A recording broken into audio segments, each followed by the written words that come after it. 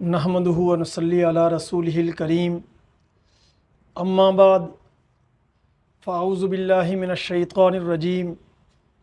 बिस्मिल्लाहिर रहमानिर रहीम इन्नल्लाह यअमुरु bill अद्ल सदक़ल्लाहुल अज़ीम। इस जुल्मत को अब जाना है, ये कब तक अनवर ठहरेगी। इस जुल्मत को अब जाना है, ये कब तक अनवर ठहरेगी। इस ढलती शब का कहना है, सब साए ढलने वाले। सदर मजलिस और इंतहाई काबिल एहतराम यूनाइटेड पाकिस्तान सूबा पंजाब की जनरल कौंसिल के मेंबरान, सबसे पहले तो मैं आप सब दोस्तों को दिल की गहराइयों से मुबारकबाद देता हूँ कि आज आपने बतौर मेंबर यूनाइटेड पाकिस्तान सूबा पंजाब जनरल कौंसिल हलफ लिया है। यकीनन ये एक एज़ाज़ की बात है और ये इदारा जो हमारा तश्कील पाया है, ये इस बात की निशानी है कि यूनाइटेड पाकिस्तान की जो 300 साल की जिद्दोजहद है, जिसकी दागबेल शाह वलीउल्लाह ने इस धरती पर रखी थी, वो अब फैसला कुन मराहिल की तरफ बढ़ रही है और अब मंजिल ज़्यादा दूर नहीं है। लेकिन इस मौके पर हमें कुछ बुनियादी बातों को लाजमी तौर पर पेश नज़र रखना होगा कि पहली बात यह है कि यूनाइटेड पाकिस्तान की ये इज्तिमाइयत, ये आप जानते हैं कि ये रातों रात पैदा नहीं हुई है। जब हम इस प्लेटफार्म का हिस्सा हैं तो इस एतबार से हमें ये रियलाइजेशन होनी चाहिए कि हम किस इज्तिमा का हिस्सा हैं और उस इज्तिमा की तारीख क्या है और उस इज्तिमा की तारीख के तकाज़ों के तहत आज के अहद के अंदर हमारा किरदार क्या बनता है। जब तक हमें इसका शऊरी तौर पर एहसास नहीं होगा तो मेरे काबिल एहतराम दोस्तों, जिस लेवल की हमारे अंदर रिस्पॉन्सिबिलिटी होनी चाहिए वो पैदा हो ही नहीं सकती। तो हमारी ये जमात, आप जानते हैं कि 1000 साल दौरे अदल के बाद जब यहाँ पर ज़वाल पैदा हुआ तो शाह वलीउल्लाह मुहद्दिस देलवी ने लगभग 1731 में फ़क्क कुल्ली निज़ाम के उन्वान से फरसुदा और बातिल निज़ामों के ख़िलाफ़ इनकलाब का अलम बुलंद किया और उसके बाद से आज तक बर्र सगीर की 300 साल की ये तारीख, ये बर्र सगीर के अंदर वलीउल्लाही तहरीक की जिद्दोजहद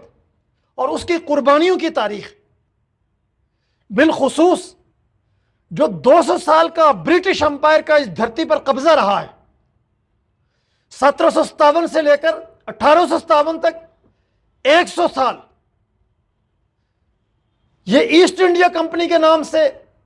ब्रिटिश एम्पायर, उसका तसल्लुत हमारे ऊपर रहा, इसलिए कि ईस्ट इंडिया कंपनी उसी ही का एक माशी टूल था जिसके ज़रिए से पहले वो कौमों को माशी तौर पर ग़ुलाम बनाता था और फिर माशी तौर पर निढाल कौमों को सियासी तौर पर भी अपनी ग़ुलामी के अंदर धकेल देता था। तो जब बर्र सगीर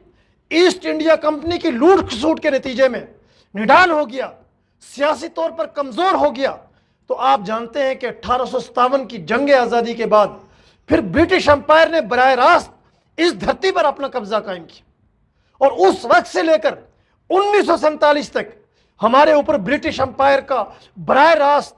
कॉलोनियलिज्म का तसल्लुत, गलबा और हम उसकी गुलामी का शिकार रहे। और यहां तक ही मामला रुका नहीं है। आप जानते हैं कि 1947 के बाद भी हम हकीकी मानों में आज़ाद नहीं हुए, चेहरे तब्दील हुए, लेकिन सिस्टम वही रहा है। اسٹیٹ کی مشینری وہی رہی ہے. کون سی مشینری؟ وہ مشینری جو برٹش امپائر نے اس دھرتی کے عوام کو غلام بنانے کے لیے، یہاں کے عوام کی ایکسپلائٹیشن کرنے کے لیے 200 سال پہلے اس سرزمین پر مسلط کیا تھا. 1757 سے 1947 تک جو برٹش امپائر نے یہاں پر کالونیل سٹرکچر کھڑا کیا، جو یہاں پر بیوروکریسی پیدا کی، جو یہاں پر الیکٹیبل پیدا کیے، جو اس نے اپنے وظیفہ خور گدی نشین اور مذہبی پیشوا پیدا کیے، جو اس نے یہاں پر بیوروکریٹ پیدا کیے، اور اسی طریقے سے جو اس نے یہاں پر جرنیل پیدا کیے، فوجی اشرافیہ پیدا کی، اور اسی طریقے سے جو اس نے یہاں پر عدالتی نظام یہاں کے عوام پر مسلط کیا، یہ سارے کے سارے یہ وہی لوگ تھے 47 کے بعد بھی جو برٹش امپائر کے پروردہ تھے اور اس کے ٹرینڈ تھے، اس کے تربیت یافتہ تھے، اس کے سسٹم کا پارٹ تھے. اور ان کی بنیادی خصوصیت یہی تھی کہ وہ عالمی سامراجی نظام کے نگہبان کے طور پر یہاں پر اقتدار میں آئے، یہاں کے عوام کے اوپر مسلط ہوئے، اور یہاں کے عوام کو معاشی اور سیاسی اعتبار سے غلام بنایا. اور اس کے لیے انہوں نے یہاں کے عوام کو پسماندہ رکھا، جاہل رکھا، بے شعور رکھا، اور ڈیوائڈ اینڈ رول کی پالیسی جو 1857 سے اس دھرتی پر برٹش امپائر نے رائج کی تھی، اس کو لے کر آج تک چلے آ رہے ہیں، اور وہی سسٹم آج تک ہمارے اوپر مسلط. اور اس تمام ایرا کے اندر یہ جو جبر کا 200 سال کا دور ہے، یہ جو تاریکی کا 200 سال کا دور ہے، آپ کو پتا ہے کہ برٹش امپائر وہ طاقت تھی، وہ عالمی سامراجی گنڈا تھا کہ جس کے اقتدار کے جو ہے نا اندر سورج غروب نہیں ہوتا تھا. اس طاقت کا ہماری دھرتی کے اوپر تسلط اور غلبہ 200 سال تک رہا. اور اس دور کے اندر صرف ایک طاقت آپ کو نظر آئے گی کہ جس نے برطانوی استعمار کو قدم قدم پر اس کے خلاف مزاحمت کی، جدوجہد کی، اور قید و بند کی صعوبتیں برداشت کی، قربانیاں دی، جیلوں میں گئے، اور پھر وہ توپوں کے آگے ان کو اڑا دیا گیا، ان کو پھانسیاں دی گئی. لیکن آفرین ہے اس عظیم ولی اللہ تحریک کے ایک ایک فرد کے اوپر جنہوں نے سر نگو نہیں کیا، جنہوں نے سرنڈر نہیں کیا. آپ تاریخ اٹھا کر دیکھیں کہ 1831 بالاکوٹ کے اندر اس کے پہاڑوں کے اوپر آج بھی اس خون کے چھینٹے موجود ہیں جو ولی اللہ تحریک کے لوگوں نے اس دھرتی کی آزادی کے لیے بہایا. آج 1857 کی جنگ آزادی کو اٹھا کر دیکھیں، شاملی کے میدانوں میں جا کر دیکھ لیں، آج بھی اس عظیم ولی اللہ تحریک کی جدوجہد آزادی کے انمٹ نقوش آپ کو ان میدانوں میں نظر آئیں گے کہ جنہوں نے 1857 کی جنگ آزادی میں اپنی جانوں کے قربانی دے کر اپنا خون اس دھرتی پر نچھاور کر کے اس کے اندر آزادی اور حریت کی طلب کو زندہ رکھا. وہ ولی اللہ تحریک کے لوگ تھے. یہاں تک کہ کہا جاتا ہے کہ دہلی سے لے کر امرتسر تک کوئی درخت ایسا نہیں تھا کہ جس کے ساتھ ولی اللہ تحریک کا ایک حریت پسند، اس دھرتی کا سپوت، اس مادر وطن کے دفاع اور آزادی کے لیے لڑنے والا اس کی لاش لٹکائی نہ گئی. یہ کس نے کیا؟ برطانوی استعمار. لیکن اس سب کچھ کے باوجود ولی اللہ تحریک پورے قد قامت کے ساتھ ہر عہد اور ہر دور کے اندر کھڑی رہی. اور آپ اندازہ کریں کہ جب انسان ڈو اینڈ ڈائی کی طرف جاتا ہے تو اس کو کچھ نہ کچھ یہ یقین ہوتا ہے کہ اس طاقت کو ہم شکست دے دیں گے اور کامیابی ہماری یقینی. بر صغیر کے اندر ایک دور ایسا بھی آیا کہ شاہ ولی اللہ کی ولی اللہ تحریک اس کو ریئلائزیشن تھی کہ اگر ہم انگریزوں کے ساتھ لڑیں گے تو ہمارے پاس ایک ہی آپشن ہے کہ ہمیں شہید ہونا پڑے گا، دوسرا آپشن ہمارے پاس ہے ہی نہیں ہے، کیونکہ وہ طاقت اس وقت دنیا کی ابھرتی ہوئی طاقت ہے اور وہ اس وقت اس دھرتی کے اوپر ڈومینیٹ ہو چکی ہے اور جلدی اس سے نجات ممکن نہیں ہے. پھر یہ جانتے ہوئے بھی کیوں انہوں نے موت کا سامنا کیا، کیوں وہ مسکرا کر خندہ پیشانی کے ساتھ پھانسیوں پر چڑھ گئے. میرے قابل احترام دوستو، ہمارے فیوچر کے لیے، اپنے آنے والی نسلوں کے فیوچر کے لیے، کہ جب آنے والی نسلیں اس دھرتی کی تاریخ اٹھائیں، ولی اللہ تحریک کی تاریخ اٹھائیں، تو ان کا سر فخر سے بلند ہو جائے، ان کی قربانیوں کو دیکھ کر، ان کی جدوجہد کو دیکھ کر، اور ان کی قربانی اور ان کی جدوجہد سے انسپائریشن لے کر وہ بھی اپنے وقت کے ظلم کے نظام کے خلاف، سامراجیت کے خلاف وہ انقلاب کا ایک شعلہ جوالا بن جائیں اور اپنی سرزمین پر انقلاب برپا کر کے ہماری اس جدوجہد کو منطقی انجام تک پہنچائیں۔ تو اس لیے انہوں نے اپنے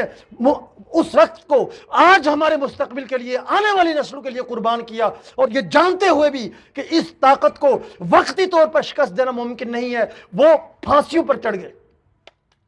وہ گولیوں کے آگے یہ کہ ان کو بھون دیا گیا، اور ان کا خون بارش کے لاتعداد قطروں کی طرح اس بنجر سرزمین پر پڑا، اور اس کے نتیجے میں ہی پھر یہاں پر آزادی اور حریت کی وہ تحریک پروان چڑھی جنہوں نے پھر بر صغیر کو برطانوی استعمار سے نجات دلائی۔ تو کہنے کا مطلب یہ ہے کہ یہ اس ولی اللہ تحریک کی عظیم قربانیاں، ان کا بوجھ ہمارے کندھوں کے اوپر ہے، ہمیں اس کی لاج رکھنی ہوگی، اور جس لیول پر وہ تحریک کو لے گئے تھے ہمیں آج کے عہد کے اندر اب اس سے اگلی منزل کی طرف جانا ہوگا، ہم ماضی کی طرف پلٹ کر نہیں جا سکتے۔ اور صرف یہی نہیں، آپ دیکھیں 47 کے بعد بھی جب یہاں پر چہرے تبدیل ہوئے اور قائد اعظم کی وفات کے بعد مکمل طور پر برٹش امپائر کی مسلط کرتا اسٹیٹ مشینری ہمارے اوپر ڈومینیٹ ہو گئی، اور پھر اس کا جانشین امریکی سامراج وہ ہمارا یہ کہ آقا بن گیا، تو اس عہد کے اندر پاکستان کی سرزمین کے اوپر اس فکر کو زندہ کس نے کیا؟ شاہ ولی اللہ کے فلسفے اور فکر کے اوپر اس سرزمین پر انقلاب کا سب سے پہلے نعرہ مستانہ شاہ سید احمد رائے پوری نے لگایا۔ انہوں نے یہ دعوت دی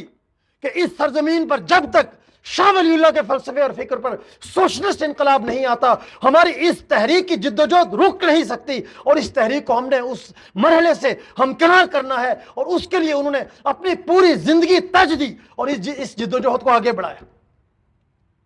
اور انہی کی جدوجہد کا نتیجہ یونائٹڈ پاکستان ہے۔ تو یہ ہماری تاریخ ہے، درخشندہ تاریخ، اور اس کا تقاضا یہ ہے کہ ہم آج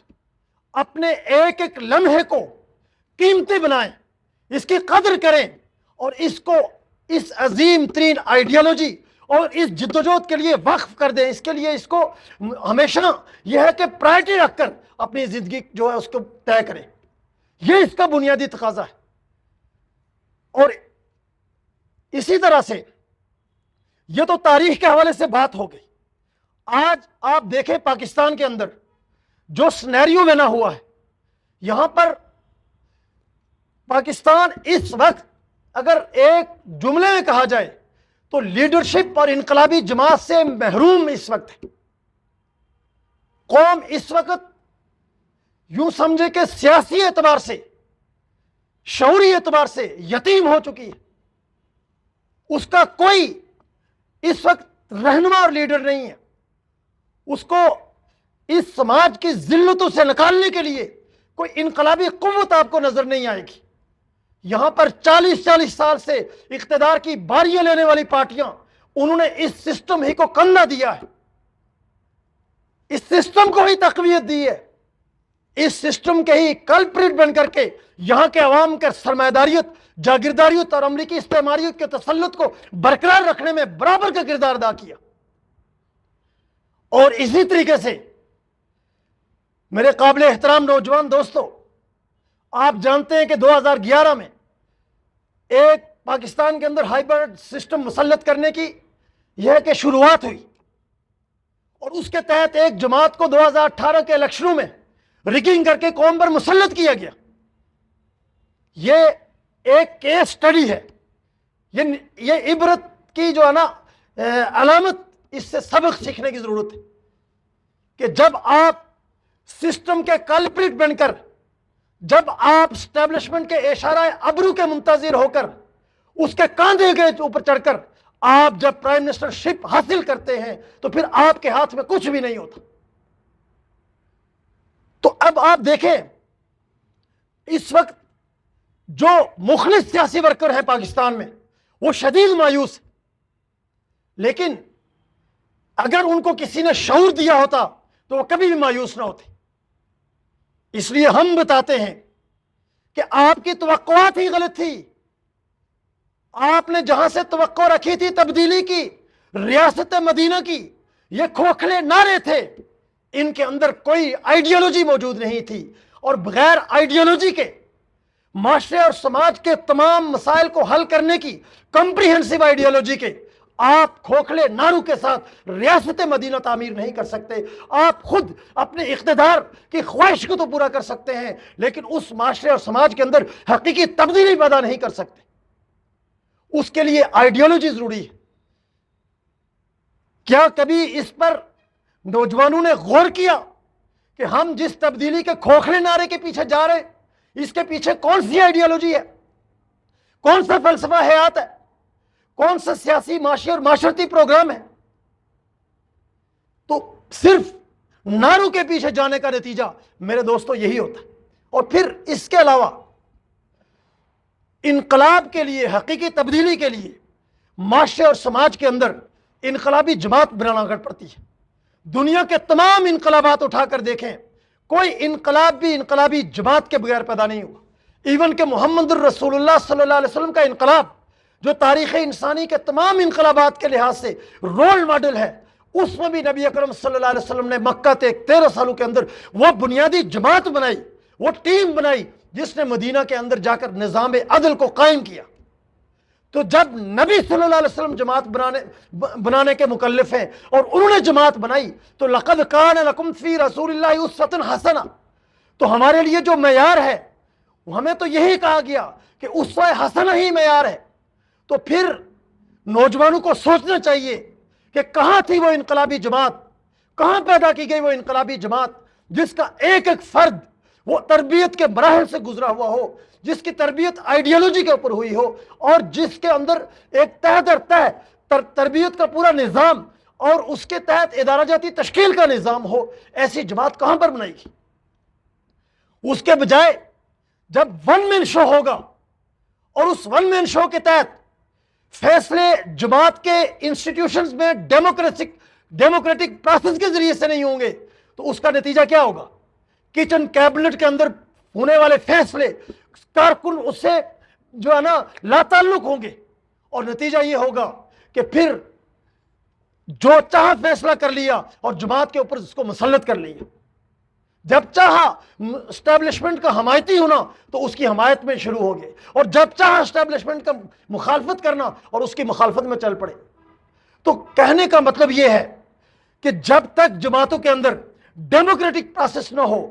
ادارہ جاتی تشکیل نہ ہو، ون مین شو کے بجائے جمہوری اصول پر اداروں میں فیصلے نہ ہوں، تو اس کا نتیجہ یہی نکلتا ہے جو ہمارے سامنے. اور اسی طریقے سے سب سے اہم ترین چیز کہ انقلاب کے لیے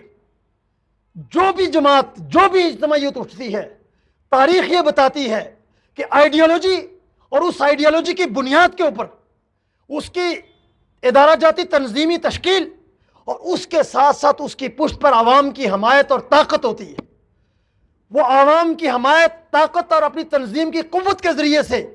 وہ اپنی آئیڈیالوجی کی بنیاد کے اوپر معاشرے اور سماج کے اندر انقلاب برپا کرتی ہے. لیکن جب کوئی جماعت صرف اور صرف الیکٹیبلز کی محتاج ہو جائے، وہ الیکٹیبلز جن کی 200 سال کی اس دھرتی سے غداری کی تاریخ ہے، جن کے قدم قدم پر مفاد پرستی کی تاریخ ہے، جنہوں نے ہر دور کے اندر عوام کے مفادات کو قربان کیا ہے، ان الیکٹیبلز کو ساتھ ملا ہے، تو پھر قوم کو دھوکہ دینے کے علاوہ کیا کہا جائے گا اس تبدیلی کو؟ اس کا نتیجہ پھر یہی نکلنا تھا. اس کا نتیجہ پھر یہی نکلا کہ جن الیکٹیبلز کے ذریعے سے 2011 کے اندر غبارے میں ہوا بھری گئی، 2023 میں جب 9 مئی کے بعد اس غبارے میں سوئی چبائی گئی، تو وہ سارے کے سارے الیکٹیبلز غبارے میں سے جیسے ہوا نکلتی ہے ویسے ہی آپ کے سامنے وہ بھاگتے چلے جا رہے ہیں. کہاں ہے جماعت؟ تو نوجوانوں اس بات کو سمجھو. پاکستان کے میں مخلص سیاسی ورکر سے کہتا ہوں کہ اس بات کو سمجھیں کہ ان لیڈروں کے پیچھے بھاگنے کے بجائے شعور تو پیدا کریں کہ سماج کے اندر انقلاب اور تبدیلی اس کے تقاضے کیا ہیں، اس کی سائنس کیا ہے، اس کی بنیادی ریکوائرمنٹ کیا ہے. اسی طرح سے ایک اور اہم ترین چیز جو کسی بھی پولیٹیکل پارٹی اور انقلاب کے لیے تو وہ ناقابل تبدیل اصول ہے کہ اس کی جد و جہد نان وائلنس پر ہوتی ہے، عدم تشدد کے اوپر ہوتی ہے۔ عدم تشدد انقلابی جماعت کے کامیابی کی کلید، ضمانت اور کنجی ہے۔ اور اگر کوئی جماعت، سیاسی جماعت ہوا انقلابی جماعت، اگر وہ تشدد کا راستہ اختیار کرے گی تو وہ اپنی ہی جماعت کے اوپر، اپنے ہی لوگوں کے اوپر، اپنی ہی اجتماعیت کے اوپر خود کو حملہ کرنے کی مرتکب ہوگی۔ اور آپ کے سامنے دیکھ لیں 9 مئی کو کیا ہوا، اس کے کانسیکوینسز کیا ہیں۔ تو کہنے کا مطلب یہ ہے کہ جو معاشرے اور سماج کے اندر اس وقت ریکوائرمنٹ ہے وہ متبادل انقلابی جماعت کی ہے، جن سے توقعات تھی پاکستان کے نوجوانوں کو، عوام کو، وہ یہ ہے کہ قصہ پارینہ بن چکے ہیں۔ عوام مایوسیوں کے اندر گرے ہوئے ہیں۔ آج بطور یونائٹڈ پاکستان کے ایک باشعور ممبر ہونے کے ہماری یہ ذمہ داری بن گئی ہے کہ ہم اس قوم کو جو لیڈرشپ سے محروم ہے، سیاسی طور پر یتیمی کا شکار ہے، انقلابی جماعت سے محروم ہے، ہم اپنی جدوجہد کو مزید تیز تر کریں تاکہ ہم جلد از جلد اپنی قوم کے ہر نوجوان تک پہنچ سکیں، اور ہر مخلص اور باصلاحیت نوجوان اس کو اپنی جماعت کا دست و بازو بنا کر، اس کو باشعور بنا کر، اس کو انقلابی جدوجہد کا حصہ بنا کر، اس کو ان جھوٹے ابن الوقت مکار لیڈروں کی یا کہ چالاکیوں سے اور ان کے اقتدار کے لیے کھیلے گئے کھیل سے اور ان کے ڈراموں سے نکال کر کے اس قوم کی تعمیر کے لیے ان کی صلاحیتوں کو، ان کی پوٹینشل کو یوز کر سکیں۔ اس کے لیے ہمیں اپنی جدوجہد انقلاب تیز تر کرنی ہوگی۔ تو یہ میرے قابل احترام دوستو آج کے عہد کا بنیادی تقاضا ہے۔ اسی طرح جو اس وقت کے ریجنل اور انٹرنیشنل حالات ہیں، جو تبدیلیاں دنیا میں آ رہی ہیں، اس پر پہلے بھی بات ہوئی ہے کہ دنیا اب بہت تیزی کے ساتھ ملٹی پولر ورلڈ کی طرف جا رہی ہے، ریجنل پالیٹکس کی طرف جا رہی ہے، طاقت کے مراکز میں نئی شفٹ پیدا ہو رہی ہے، تبدیلیاں آ رہی ہیں۔ ان حالات میں پاکستان میں موجود سیاسی عدم استحکام، معاشی طور پر یہاں پر تباہی اور بربادی جو پھری ہوئی ہے، اس کی وجہ سے پاکستان ان تبدیلیوں میں اس وقت لا تعلق نظر آتا ہے۔ تو اس لیے اس وقت اگر پاکستان کے اندر درست جماعت اور درست نظام قائم نہ ہوا تو ان تبدیلیوں میں ہم عضو معطل بن کر رہ جائیں گے، اور نئی دنیا اور نئے جو بلاک بن رہے ہیں، جو نئی ملٹی پولر ورلڈ بن رہی ہے، اس میں ہم کہیں دور تک ہمارا نام و نشان بھی نہیں ہوگا۔ تو اس لیے اس وقت کے قومی اور بین الاقوامی حالات کا تقاضا یہ ہے، پاکستان کے اندر موجود سیاسی، معاشی، سماجی عدم استحکام کا تقاضا یہ ہے، اور اسی طریقے سے اس بر صغیر پر ولی اللہ تحریک کی جو جدوجہد کی 300 سالہ تاریخ ہے، اس تاریخ کہ جو نا اگلے مرحلے کا تقاضا ہے کہ ہم اپنی جدوجہد انقلاب سے ہر قسم کی غفلت کو، کوتاہی کو، سستی کو ہم کھرچ کر نکال دیں اور اپنی تمام تر توانائیاں اس قوم کے اندر انقلاب کے لیے بروکار لائیں۔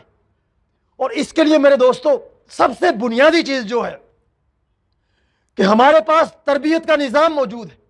ہمارے پاس دعوت کا نظام موجود ہے، اس کو سٹرینتھن کرنا اور سب سے بڑھ کر تربیت کے عمل میں مسلسل اپنے آپ کو یکسو رکھنا، یہ اس دور کا سب سے بڑا تقاضا ہے۔ جیسے جیسے ہم پارٹی کے اندر درجہ بدرجہ ترقی کرتے ہوئے آگے جا رہے ہیں، ویسے ویسے ہمارے اندر رویوں کے اندر وہ مزید امپرومنٹ آنی چاہیے۔ جو رویے ہمارے نظریات سے ریکوائرڈ ہیں، جو انسان دوستی کا رویہ ہے، جو خیر خواہی کا رویہ ہے، جو بھائی چارے کا رویہ ہے، جو رواداری کا رویہ ہے، جو نرم دلی کا دوستوں کے لیے رویہ ہے، اور جو یہ ہے کہ عاجزی اور انکساری کا رویہ ہے، ان رویوں کو اپنے اندر پیدا کریں۔ اور جتنے بھی اخلاق رذیلہ ہیں، غرور ہے، تکبر ہے، انا ہے، نرگسیت ہے، اور شخصیت کی پروجیکشن کا یہ کہ خبط ہے، ایسے تمام خناسوں کو ہم اپنے دل و دماغ سے کھرچ کر نکال دیں، کیونکہ یہ چیزیں فرد کے لیے زہر قاتل ہوا کرتی ہیں، اور انقلابی لیڈرشپ اگر اس میں یہ چیزیں ہوں تو آپ یاد رکھیں کہ وہ کبھی بھی کسی قوم کی قیادت کی اہل وہ لیڈرشپ نہیں ہوتی ہے۔ اس لیے ان جو امراض ہیں ان کو ہر قیمت پر ہم نے مٹانا ہے۔ ہم نے خود اپنے اندر بھی ان چیزوں کو ختم کرنا ہے، اپنے ارد گرد بھی نہیں دیکھنا ہے کہ کوئی دوسروں پر تحکم تو نہیں چلا رہا, کوئی کسی کو اپنا غلام تو نہیں سمجھتا ہے, کوئی کسی کے حوالے سے یہ ہے کہ یہ کنسپٹ تو نہیں رکھتا کہ یہ میرے مقابلے میں حقیر ہے. یاد رکھیں, اگر نظریاتی طور پر ہمارے پاس زیادہ سٹرینتھ ہے, ہم زیادہ اس میں کلیئر ہیں, تو اس کا مطلب یہ نہیں ہے کہ آپ کے سامنے جو دوست ہے وہ حقیر ہے. ان کو نظریاتی طور پر اس لیول پر لے کے جانا یہ آپ کی ذمہ داری ہے, ہماری ذمہ داری ہے. ہم سب برابر ہیں, کسی قسم کی کوئی اونچ نیچ ہمارے درمیان نہیں ہے, بطور ہیومن بینگ اور بطور یہ کہ یونائٹڈ پاکستان کے ممبر کی. ٹھیک ہے, جس کے پاس جتنا زیادہ نظریاتی رسوخ ہے اس کے اوپر اتنی زیادہ ذمہ داری عائد ہوتی ہے. جیسے درخت جتنا زیادہ پھل سے لدا ہوگا اتنا ہی وہ درخت کیا ہوگا, جھکا ہوا ہوگا. اسی طریقے سے جو بندہ نظریاتی طور پر حقیقی معنوں میں فلسفے کے اندر وہ اعلیٰ دسترس رکھتا ہوگا, وہ اپنے رویے اور مزاجوں کے اندر بھی پھلدار درخت کی طرح اس کے اندر نرمی ہوگی, نرم خوئی ہوگی, اس کے اندر عاجزی ہوگی, حلم ہوگا, اور وہ جھکا ہوا ہوگا. تو یہ رویے ہم نے اپنے دوستوں کے اندر پیدا کرنے ہیں. تو اس کا تقاضا یہ ہے کہ ہم ہمیشہ اپنی تربیت کے اوپر کنسٹنٹ رہیں اور جماعت کا جو ڈسپلن ہے اس کو کبھی بھی یہ کام وائلیٹ نہ کریں. تو میرے قابل احترام دوستو, یہی بنیادی گزارشات تھی. تو آخر میں ایک مرتبہ پھر میں یہی کہوں گا کہ بطور ممبر صوبائی جنرل کونسل آپ کی رسپانسبلٹیز اب مزید بڑھ گئی ہے, اور وہ یہی ہیں کہ ہم نے اب اس حوالے سے انقلاب کی جدوجہد کو نئے آہنگ سے ہمکنار کرنا ہے. اور جو قوم اس وقت ڈوبی ہوئی ہے محرومیوں کے اندر, مایوسیوں کے اندر, اندھیروں کے اندر, تاریکی کے اندر, ہم نے یونائٹڈ پاکستان کو اس قوم کی امیدوں کا مرکز بنانا ہے, اس قوم کے لیے انقلاب کی یہ کہ بنیاد بنانا ہے, اور اس یونائٹڈ پاکستان کو پاکستان کے 22 کروڑ عوام اس کے دلوں کی دھڑکن بنانا ہے. اور اس بات کو ہم نے اپنے عمل سے یقینی بنانا ہے کہ آنے والے کچھ عرصے کے اندر ہی ہم اس سرزمین پر اس عظیم ولی اللہ تحریک کی 300 سالہ جدوجہد کو منطقی انجام سے ہمکنار کرنے کے لیے شاہ ولی اللہ کے فلسفے اور فکر پر یہاں پر سیکولر اور سوشلسٹ انقلاب برپا کریں. شکریہ.